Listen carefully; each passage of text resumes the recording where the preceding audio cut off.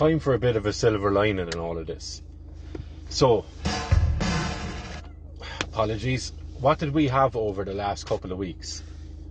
We've had Elon Musk, who's been at it for a while now, in fairness to him, because his business, it's central to hate speech laws and things, or any regular political goings on in Ireland might impact his business. So he's obviously invested in the Irish thing, right? For his own reasons, grand.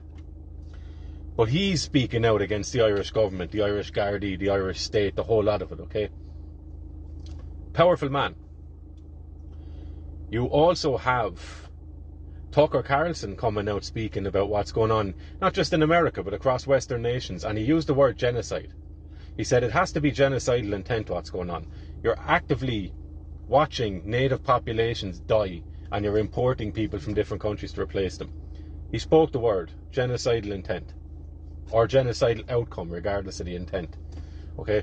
And to compound that then, and this is the interesting one, you have J.D. Vance, who was chosen to be Trump's running partner. So he more than likely will be, barring a catastrophe, he will be the Vice President of America. He stated that he's of Scots-Irish heritage, okay? So he has it in his blood, he has it in his DNA. Does that usually lead to a soft spot for Ireland? Maybe, maybe not. But in this regard, it looks like it is, because he's come out talking about the hate speech laws. He's come out speaking about the Irish government. So you have three very powerful people. More than likely the next Vice President of America. You also have Musk, who's up there in terms of business influence and just raw economic power. And you have Tucker Carlson, who's probably the most well-known and famous and listened to media personality out there. So three big names and big personalities out speaking against the Irish government. What do you see? Sinn Féin tail straight between the legs. Bang. We need to start speaking to local communities about what's going on with the refugee stuff. Look at the pressure all of a sudden. Okay? So you then have the Coolock fires, and I would imagine what you might see is a bit of a concession from this Irish government. They might give a win and pull out of one area. What will this do? This will do a number of things. It will alleviate the pressure and the stress on the community that they pull out of. If this does happen, I think... Well, I'll finish this then I'll go back to that. It will relieve the pressure on that local community. Nationally, and with the media behind it, it can paint the government as a benevolent entity who listens to the people that they serve or that they lead. And after some community engagement, we realise the stress that this is putting on people and the pressure that this is putting economically on the not resources, whatever you want to call them, the services, the state service, all that kind of stuff, right? And it will make people view the government, they might hope, as we still listen to the people and we get it right and we act according to the will of the people. So we visited this area, we spoke with the locals, and we were appalled at the interactions between them and the Gardaí, and we realised that this area, it's not a great area for introducing such stress onto the economy. So while they won't come out and say we're pulling back on the importation of people, they'll make some other excuse, but they might withdraw from one area, just pump it into another area then. But this will be glorified as compassion and genuine leadership, and empathy will be used a lot, and all that lovely words that people just love and don't know the meaning of, right? So I think they might do that. They might pull back from one area, and it may be because of the pressure that they're starting to feel from America.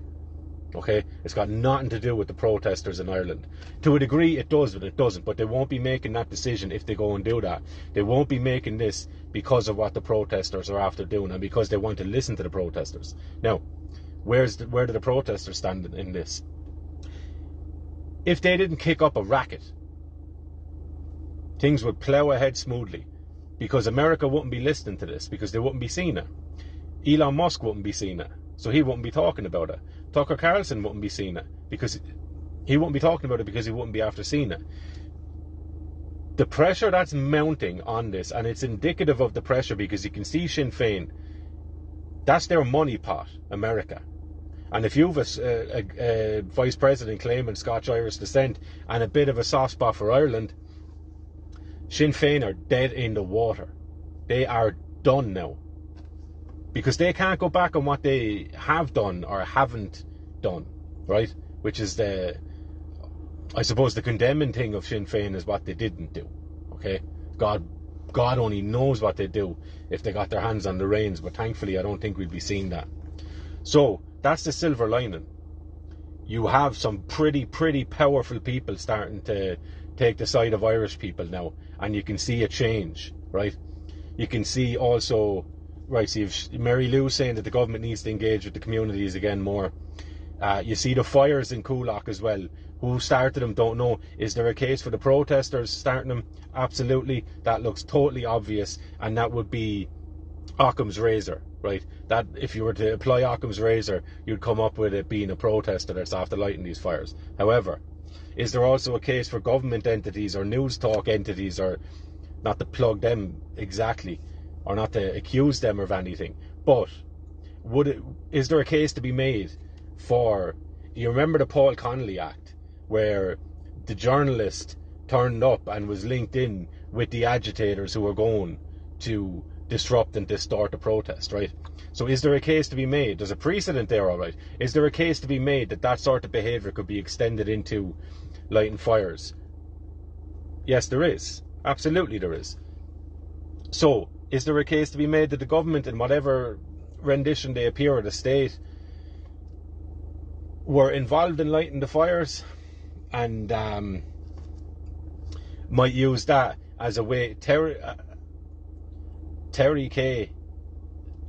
Taz, I think, is on Twitter. I'll stick the handle in the thing. But he made a great point this morning on Twitter, and he was saying, are the fires a way for the government, regardless of who lit them, for the government to be able to pull back and withdraw? Because the building's toast now, it's uninhabitable. Not that would stop the government from ploughing these people in there, but anyway, it's burnt, uninhabitable. So the government have an opportunity here to be able to withdraw while saving a bit of face.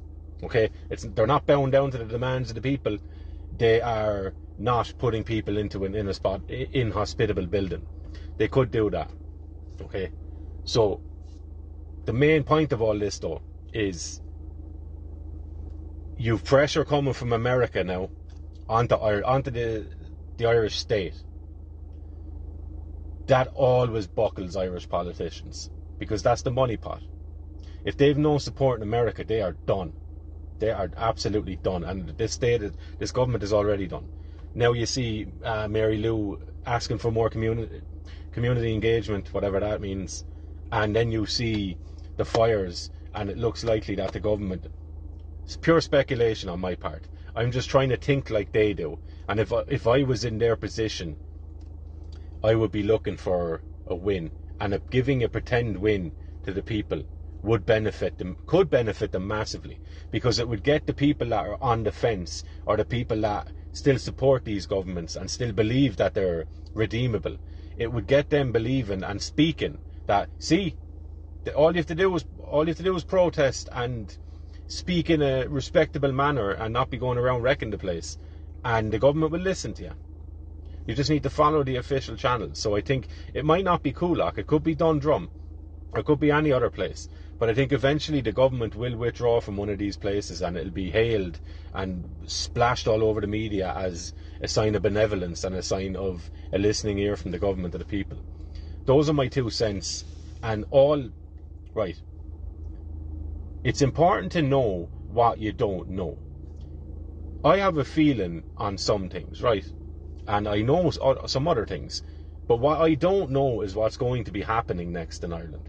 So because I don't know that, and I don't trust what I've been told by this government, who have been shown themselves to be liars for at least 4 years now, demonstrably so, right? It's not not just a feeling, politicians are corrupt. They have been, right? Train of thought is gone there. But anyway, I do believe that they might withdraw from one of these areas and they'll use it as a publicity stunt. And it'll be great for that area, but the problem continues. This government needs to go. And the beautiful thing about what I was speaking about the American influence, is that they no longer have the ear of America as far as I'm concerned. They're done. The government here are gone. Which is a good thing to celebrate. It's lovely, beautiful. But there's also other things that need to happen. You need to register to vote. We do need to vote. It's as simple as that. You can make the argument we don't need, it's all rigged, whatever. It's definitely rigged if you don't go and vote. Okay? Because by not voting, you are voting for the status quo. Everything else outside of the regular politicians and parties, it's worth the punt. It's worth the gamble. Because we have to. We also need to keep speaking the truth honestly and openly, and have no fear of horrible people, what they might do to you.